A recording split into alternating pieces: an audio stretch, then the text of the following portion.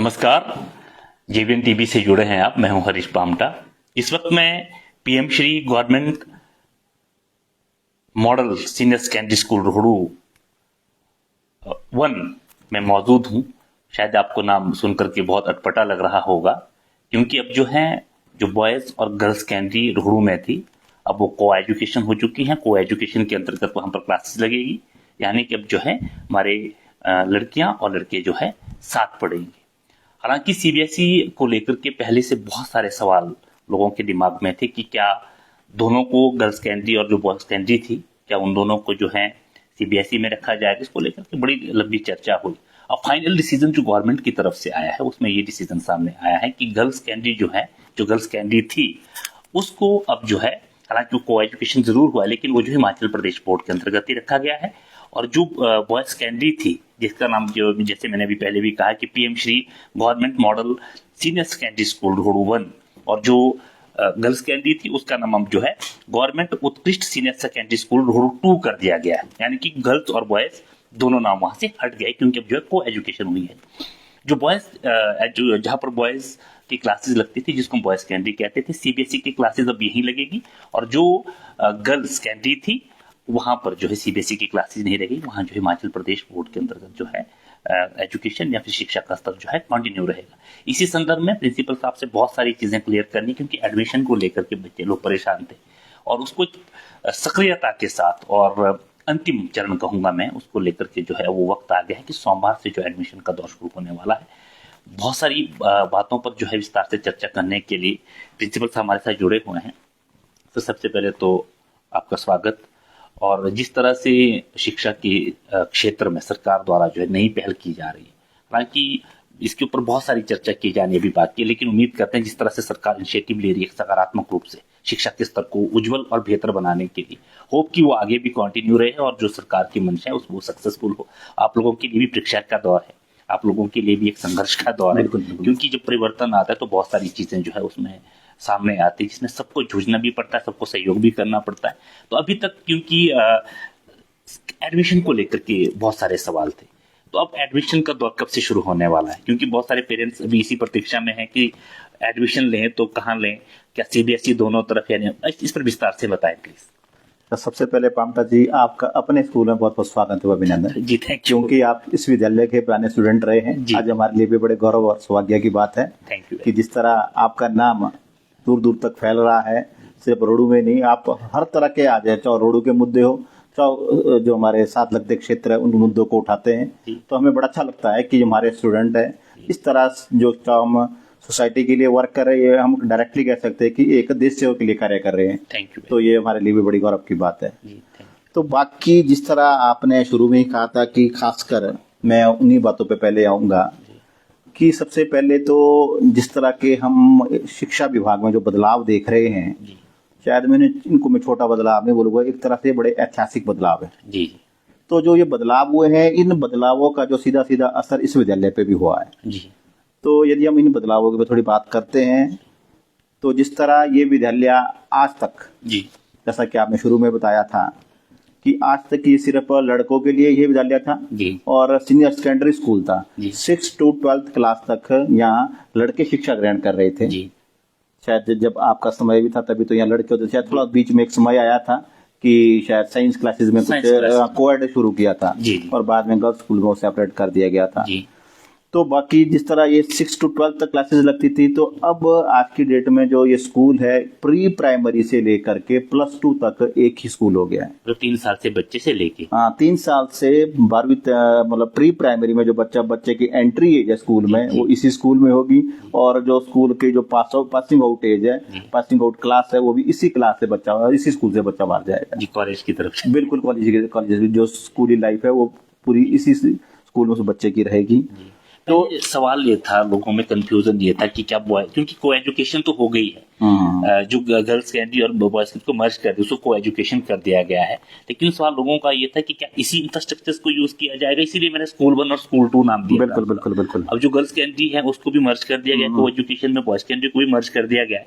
तो girls candy को लेकर के भी लोगों में कंफ्यूजन था कि क्या इसको भी सीबीएसई में लिया जाएगा, तो इसको सीबीएसई में नहीं लिया गया है फिलहाल स्टेज में। जी, फिलहाल स्टेज में नहीं लिया गया। अब एडमिशन के दौर को लेकर के मैं ये कहना चाहूंगा, क्योंकि इनकी गाइडलाइन है प्रॉपर कि आपको एक सेक्शन में कितने बच्चे, एक टीचर के पीछे कितने, तो इस हिसाब से इंफ्रास्ट्रक्चर हमारा कितने बच्चे यहाँ पर भी एडमिशन ले सकते हैं, कितने बच्चों को हम जो है 6ठी से लेकर 10वीं तक 12वीं तक बात करेंगे। फिलहाल 6ठी से 12वीं तक हमारे पास यहाँ पर इंफ्रास्ट्रक्चर की दृष्टि से कितने बच्चे आ सकते हैं।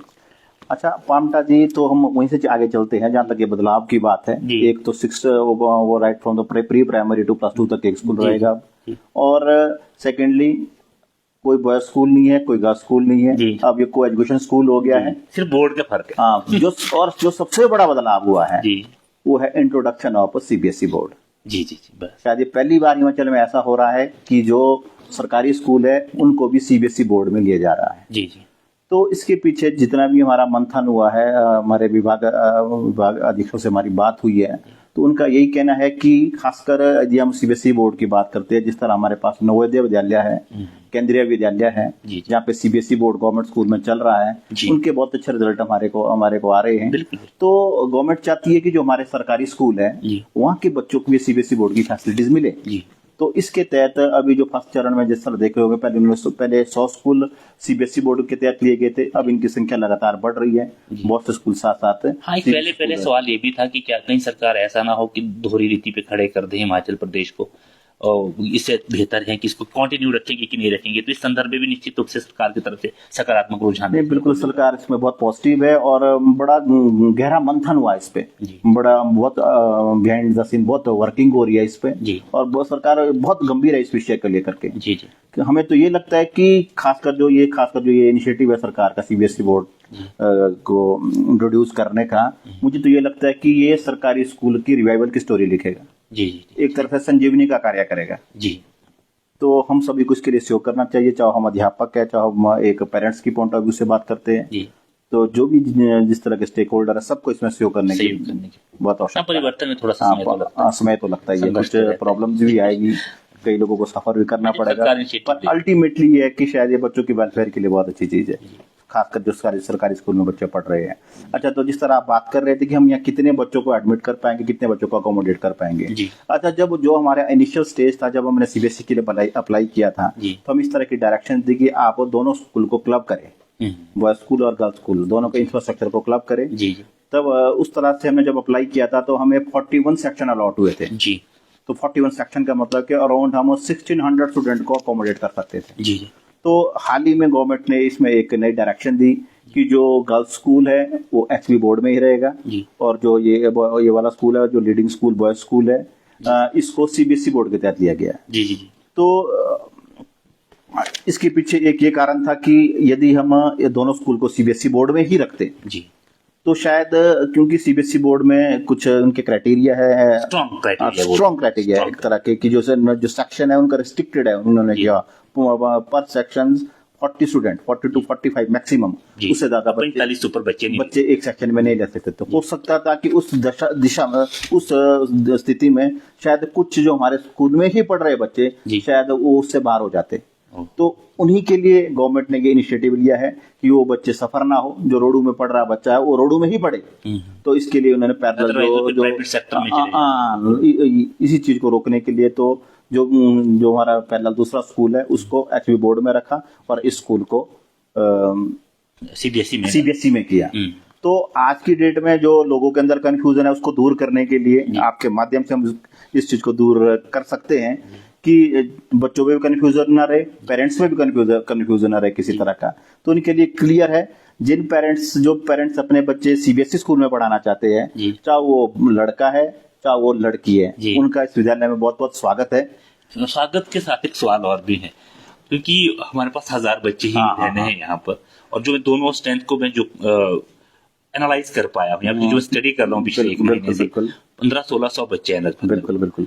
तो अगर और एडमिशन के दौर के बारे में जब हम जानकारी ले रहे हैं तो ये मेरे ख्याल से बहुत पहले से शुरू होगी, जो यहाँ पर आ रहे हैं पेरेंट्स, यहाँ जमा करवा रहे हैं जो गर्ल्स कैंडी जा रहे हैं। बिल्कुल बिल्कुल तो बिल्कुल अगर वहां पर स्ट्रेंथ, अभी यहाँ पर हमारे पास 1000 बच्चों की स्ट्रेंथ है सिर्फ, तो अकोमोडेट अगर वो 1000 से ऊपर स्ट्रेंथ आ जाती है तो उसको कैसे कैटेगराइज करेंगे? अच्छा, तो इसके लिए जो हमारे को विभाग की तरफ से डायरेक्शंस आई थी कि पहले तो हमने एक इसमें क्राइटेरिया रखना है कि फर्स्ट कम फर्स्ट सर्व। जी हो सकता है यदि आपके पास नंबर ऑफ एप्लीकेंट बहुत ज्यादा हो जाते हैं जी तो उस दिशा में आप स्क्रीनिंग टेस्ट भी रख सकते हैं, जी। या बच्चों के प्रीवियस रिकॉर्ड देख के आप एक मेरिट भी मेंटेन कर सकते हैं जी।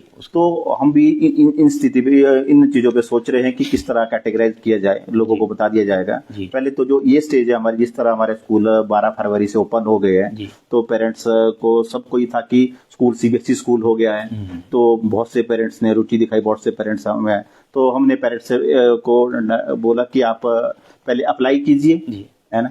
इसमें सिर्फ क्या जो बॉयज कैंडी और गर्ल्स कैंडी के जो बच्चे थे वही अप्लाई कर सकता, फिर ऑल ओवर रोडू कॉन्स्टिट्यूएंसी के अंतर्गत कहीं का भी बच्चा, नॉट रोडू कॉन्स्टिट्यूएंसी का, कहीं कोई का भी भी apply बच्चा, कर कोई भी बच्चा अप्लाई कर सकता, किसी स्कूल का बच्चे इसमें अप्लाई कर सकता था। पर उसमें से फिर अभी हाँ। या तो जो 1000 बच्चे हैं अगर कम हुए तो भी उसको तो चलाना आसान हो गया, आसान होगा, ज्यादा तो हाँ, होगा तो उस क्राइटेरिया के अंतर्गत ज्यादा उस प्रक्रिया से ज्यादा होगा। गुजरना मैंने पड़ेगा। आपको इनिशियली बोला कि अब उन बच्चों के लिए भी हमारे पास ऑप्शंस है। पैरेलल जो गर्ल्स स्कूल है जी। वहाँ सीट्स की कोई लिमिटेशन नहीं है, जी। है ना।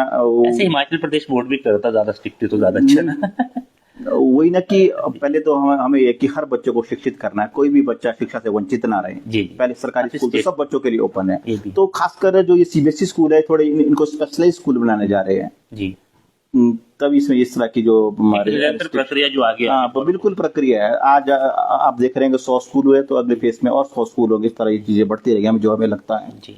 तो हर बढ़ रही है, टर्म्स एंड कंडीशन जो है स्ट्रिक्टली लागू होगा। हाँ, बिल्कुल। तो क्या ऐसे में जैसे आप प्रिंसिपल पद पे खुद हो, बिल्कुल, बिल्कुल। टीचर्स है, टीचिंग स्टाफ है, क्या उनको भी एक एजुकेशन, उनके भी एक एग्जाम प्रक्रिया से गुजरना पड़ेगा, या फिर इन्हीं टीचर्स को किस तरह से कैटेगराइज करना? बिल्कुल, आपने बहुत सही बात की। तो बिल्कुल जो एग्जाम है वो शेड्यूल्ड है। जी। नेक्स्ट मंथ सभी अध्यापकों का एग्जाम होना है, आपका? जिन्होंने बिल्कुल प्रिंसिपल का भी एग्जाम होना है। जी।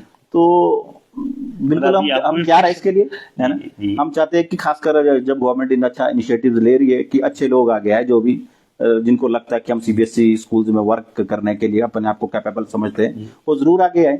जी। और दूसरी सवाल ये है कि इसमें क्या जो संबंधित स्कूल है, हमारे टीचर्स को इस प्रक्रिया से गुजरना पड़ेगा, फिर दूसरे स्कूल नहीं, टीचर ने? ये भी सभी के लिए ओपन रखा है।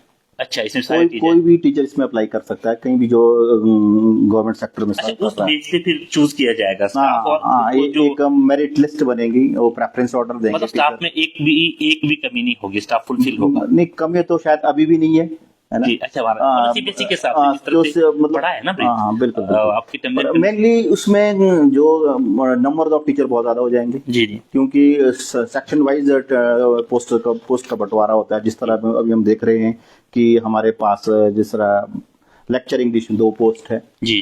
क्योंकि हमारे पास एक सेक्शन के लिए दो सेक्शन के लिए 2 पोस्ट है, तो आगे हमारे पास 4 सेक्शन हो जाएंगे, 4 पोस्टें आ जाएगी। मतलब फुलफिल रहेगा हाँ, स्टाफ। जिस तरह सेक्शन बढ़ते रहेंगे और नंबर ऑफ पोस्ट बढ़ती रहेगी, स्टाफ की कमी बिल्कुल नहीं रहेगी। जी। आप- फीस को लेकर के भी पेरेंट्स में बड़ा सवाल है, अच्छा। क्या क्योंकि सीबीएसई है और बड़े नियम से चल रहे हैं, बिल्कुल, तो फीस बिल्कुल, को लेकर के अच्छा, परेशानी है। जिस तरह अभी तक तो ऐसे कोई हमारे पास स्पेसिफिक डायरेक्शंस नहीं है अभी तक विभाग की तरफ से। यही है कि जो फीस है वो ऐसा ही रहेगी फिलहाल, जैसे चली हुई उसमें जो चली है, जो एचपी बोर्ड की फीस थी उसमें अभी तक कोई बदलाव नहीं है। अच्छा, या फिलहाल। आगे कोई विभाग की तरफ से कुछ तरह डायरेक्शन आती है तो पर जी, फिलहाल अभी जो एडमिशन फीस है वो एज यूजुअल रहेगी, जो पहले गवर्नमेंट के एचपी बोर्ड के नॉर्म थे उस हिसाब से रहेगी। जी। अच्छा, बाकी जो मेनली जो बड़ा एक जो आप लोगों के माध्यम से बात करनी है कि जो मेनली जो हमारी प्री प्राइमरी क्लासेस है, जी। आप लोग हम सभी जानते हैं कि जो स्कूल की एंट्री एज है वो, जी, अब हमारे गवर्नमेंट स्कूल में अभी तक ये बहुत बड़ा ड्रॉबैक था। जो हमारे पास जो प्री प्राइमरी से सेक्शंस था वो इतना स्ट्रेंथन नहीं था जी। और उसमें क्या प्रॉब्लम आ रही थी कि बच्चा एक बार प्राइवेट सेक्टर में चला जाता था प्री प्राइमरी सेक्शन से ही, जी। तो फिर उसको वापस गवर्नमेंट सेक्टर की तरह डाइवर्ट करना बड़ा मुश्किल हो रहा था। तो इस दिशा में ये बड़ा प्रभावी कदम है जो हमारे पास खासकर प्री प्राइमरी में फैसिलिटीज है। मैं नहीं समझ सकता कि किसी भी प्राइवेट स्कूल में होगी आज की डेट में। अगर रोड की बात करते हैं, आपने जाके देखना है, हर तरह के बच्चों को इक्विपमेंट्स है, मतलब हाईली क्वालिफाइड टीचर्स है, जो खासकर जो जेवीटी टीचर है उन्हीं को ये जिम्मा सौंपा है कि आप प्री प्राइमरी सेक्शन में ज्यादा फोकस करें। तो हमारे इस विद्यालय में भी जो प्री प्राइमरी सेक्शंस है, तो हम पेरेंट्स से आग्रह करेंगे कि अगर आप छोटे छोटे बच्चे अभी तक स्कूल नहीं भेजे, 3 साल से अबव एज है उनको आप काइंडली जी एक बार उनको जरूर हमारे कैंपस में लाइए जी। और जरूर यहाँ एडमिट करवाइए। तो हम बाकी जिस तरह जो हमारा प्राइमरी सेक्शंस है वो 1st to 5th जी। उसमें भी एडमिशन जारी है। वो भी बिल्कुल सीबीएसई ही बन गया है। जी तो वो भी थोड़ा लोगों में कंफ्यूजन है कि शायद हो सकता है ये 6 to 12th ही सीबीएसई हो। हमारा बिल्कुल पहली से लेकर के 12वीं तक का पूरा स्कूल सीबीएसई बोर्ड के तहत CBSE कार्य करेगा। तो सर अंत में 2 लाइनें संदेश के रूप में। संदेश के रूप में मैं यही कहना चाहूंगा, खासकर चाहे अभिभावकों से चाहे बच्चों से, कि आप समय रहते एडमिशन्स ले।